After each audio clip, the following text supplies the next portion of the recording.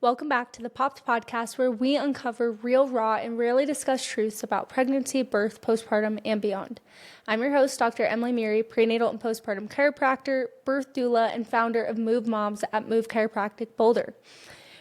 Going further and further into this sleep series, we are turning to maternal sleep deprivation and mental health impacts. I am so excited to get into this one because I feel like this is not talked about ever, much less often. So I really want to talk about this topic, really want to dive deep and find some validation for what our new mothers experience with their babies and sleep and what their experience is. Because as much as we're asking about how baby's sleeping, really it's affecting, and we're asking, how is mom sleeping? How is dad sleeping? So let's get into it. I'm sure that you have heard questions or statements like sleep when baby sleeps, or you'll never sleep again once you're a mom, or you'll just have to push through it, kind of like I might have said in the last episode, because it is a phase, that 3-month sleep progression. So if these sound familiar, these are phrases that almost every new mom hears. It's not just you are not alone. And they're often delivered with a laugh, like exhaustion is just part of the package deal of motherhood. But here's the truth. Maternal sleep deprivation isn't just an inconvenience, it's a health issue. Research shows that new moms lose an average of 1 to 3 hours of sleep per night in the early months of postpartum. And studies suggest that it takes up to 6 years before parents' sleep fully returns to pre-baby levels. That's not just being a little tired. That's chronic sleep deprivation. And when your brain and body are running on empty, it impacts everything, starting with your hormones. Sleep loss disrupts cortisol, thyroid function, and reproductive hormones, affecting mood, milk supply, and healing. Immune system, even one night of poor sleep can drop immune resilience, which matters when you're already physically recovering from pregnancy and birth. And third, mental health. A lack of sleep is often the strongest predictors for postpartum depression and anxiety. So here's the reframe. You are not weak if you are struggling. You are not failing because you can't function on no sleep.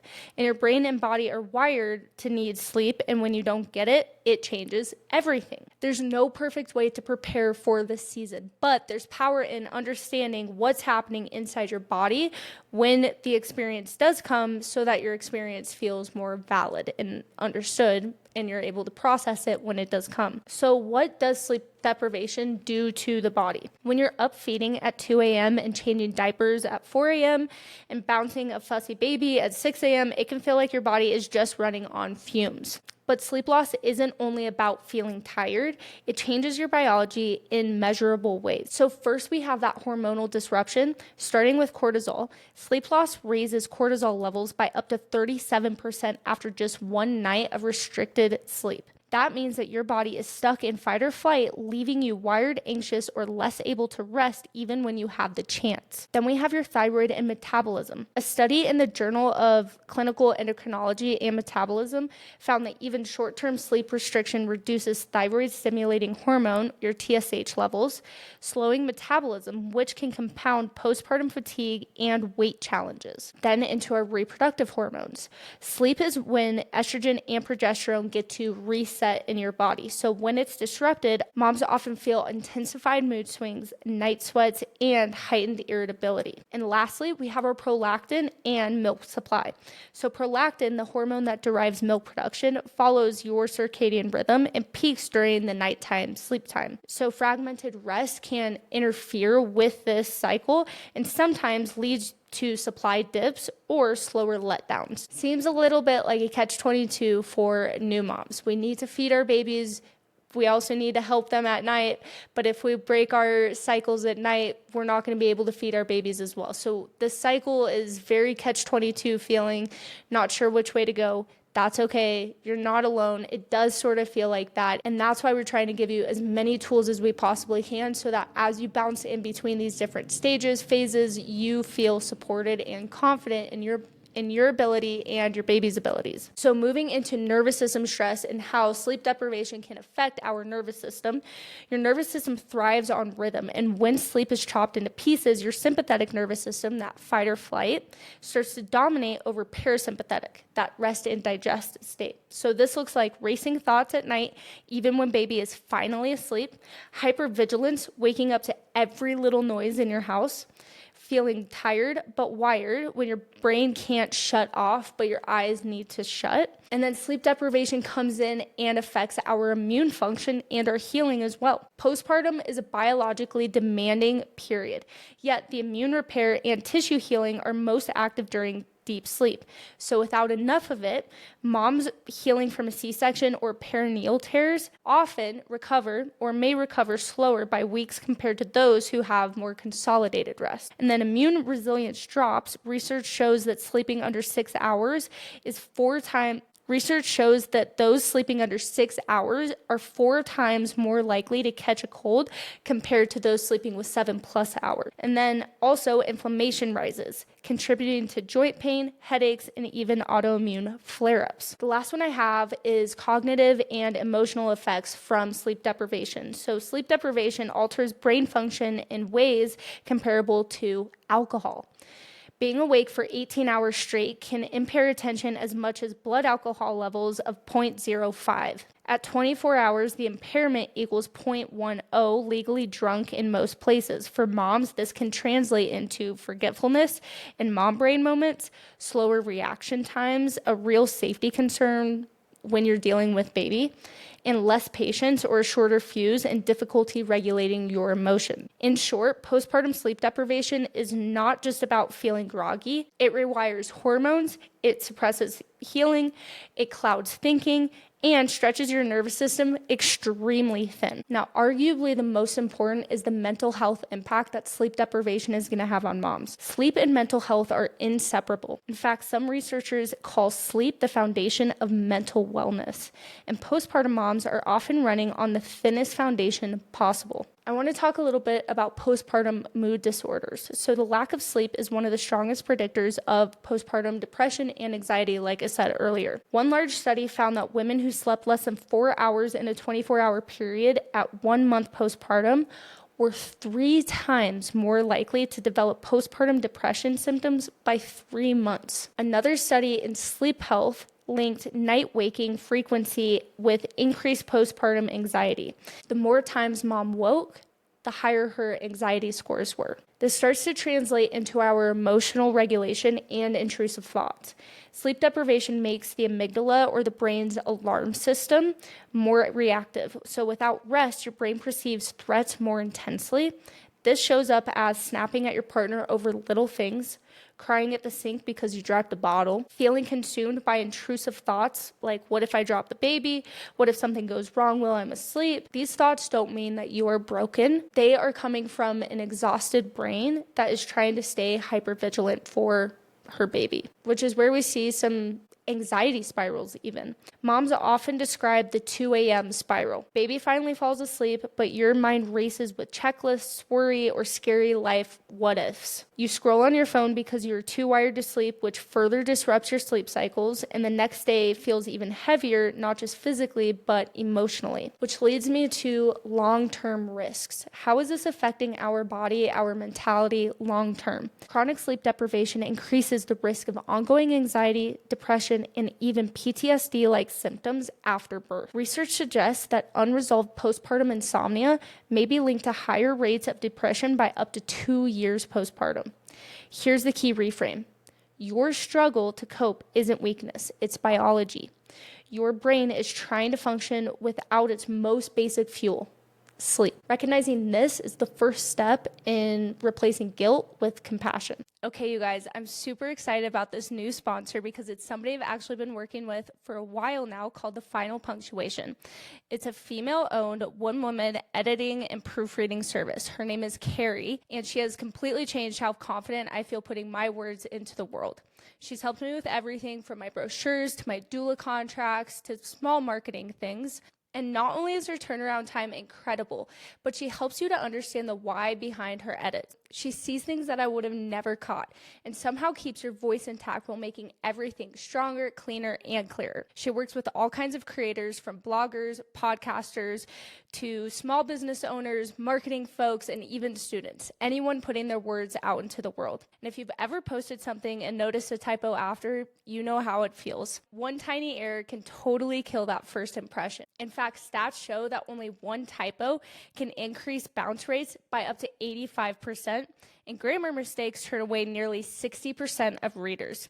And I know what you're thinking about AI. Can it just take care of all my grammar mechanics? AI still struggles with tone, nuance, and accuracy, which is not a great combo if you're trying to earn trust. So if you're writing anything from podcasts to brochures, website copy, marketing materials, let Carrie take a look at it. Visit thefinalpunctuation.com to submit a request for any project and tell her that you're a Pop Podcast listener for 15% off your first order.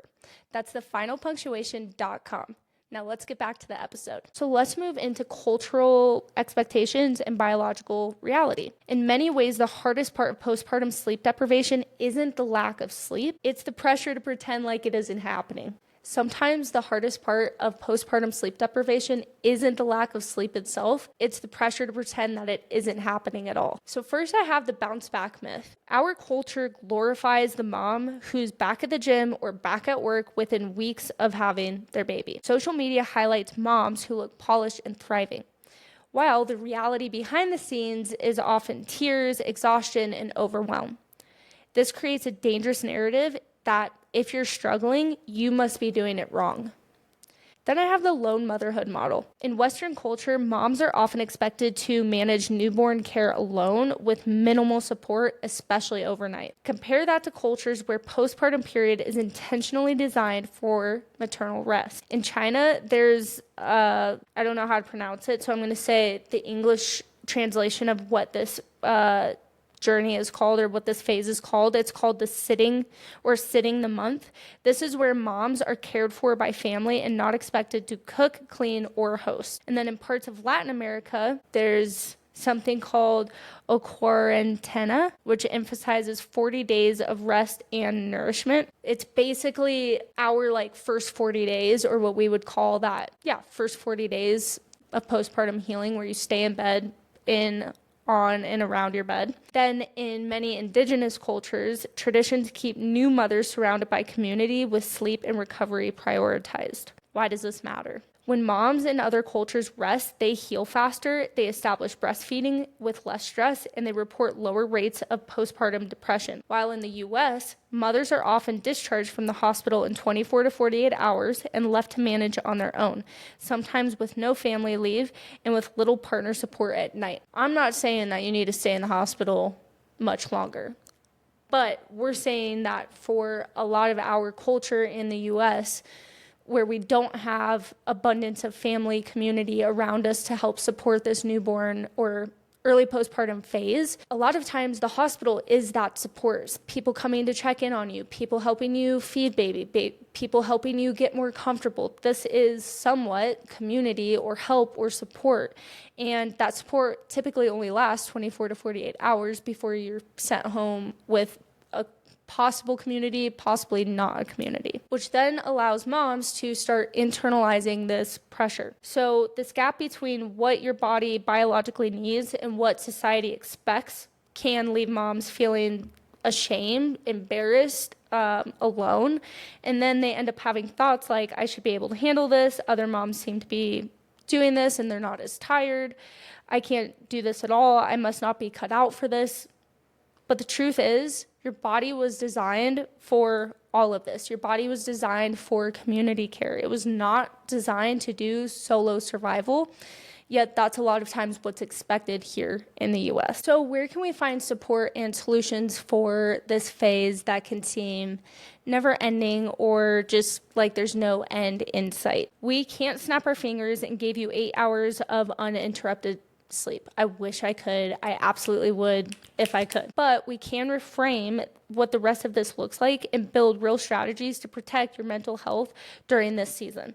So let's redefine rest. Sleeping doesn't have to mean a perfect 8-hour stretch. Short naps or dozing while baby nurses or laying down with your eyes closed still helps your nervous system reset. Aim for sleep opportunity windows. Even 20 to 40 minutes of rest can lower cortisol and improve your mood. Start to share the load. One person does the first stretch in the night while the other sleeps, then swap. Even dividing the night into shifts can mean that each of you get 3 to 4 hour stretches. And then daytime breaks, partners, friends, family members can come hold baby for one nap block so that you can rest and you don't have to feel guilty. This is recovery, not luxury. You can also look for professional and community support. There are postpartum doulas or night nannies who can provide overnight relief. Even 1 or 2 nights a week makes a huge difference for the moms that I know that use it. There's peer support groups. If we can normalize the exhaustion and give you a space to share without judgment, let's take it. Take up that space, express what you need to express because, again, you are not alone and there are tons of other moms who are feeling the exact same way that you are, tired, exhausted, possibly even frustrated, and it's nice to get that off of your chest and not just feel like you're complaining to your partner, complaining to your family, because it's not complaining. This is true expression of what you're experiencing, and this may be the first time you're experiencing it. And so you want to express that and tell people about it. There's these amazing groups where you can share that and feel heard, validated, understood, and like you're not alone. And then there's also medical support. If sleep deprivation is spiraling into severe anxiety or depression, reaching out to your provider is not weakness. Treatment can be life-changing. We are in a society now where we have modern medicine for a reason. If we can use it smartly, intelligently, we can be, 1, safe with our bodies, but 2, we can really utilize times when modern medicine can help us take care of our bodies and our brains when we can't. Usually you'll know when you actually need that much help because nothing else seems to be working. And then lastly, I have gentle self-care. Keep caffeine strategic.